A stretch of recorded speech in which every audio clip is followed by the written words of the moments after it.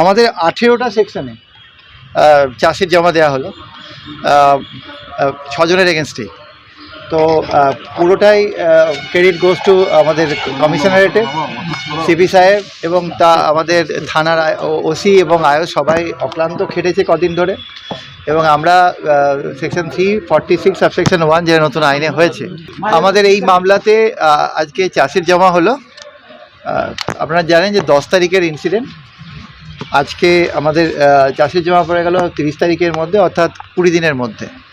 এবং যদিও কেসটা স্টার্ট হয়েছিল 11 তারিখে, একদিন পরে। তো আমাদের এই কেসে যে সেকশনে চাষির জমা পড়লো সেটা হলো সেকশন 70 সাবসেকশন 1, মানে গ্যাং রেপ, সেকশন 74, 76, 78, 75, 79, অর্থাৎ আউটরেজ টু দ্য মডেস্টি বা ক্রাইম এগেনস্ট উমেনের যে কটা সেকশন রয়েছে সেগুলো সব।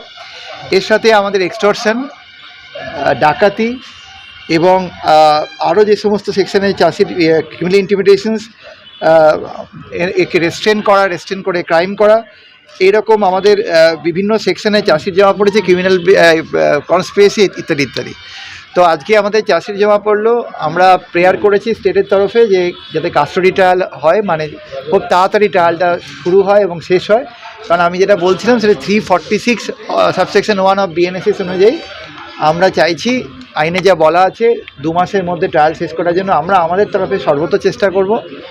পুরো এন্টায়ার এডিসিপি টিম, আমাদের কমিশনারেটের team, including the OC of NTS এবং আমাদের এসিপি সাহেব সবাই অক্লান্ত পরিশ্রম করেছেন এবং তার ফলে 20 দিনের মধ্যে চাষির জমা পড়েছে।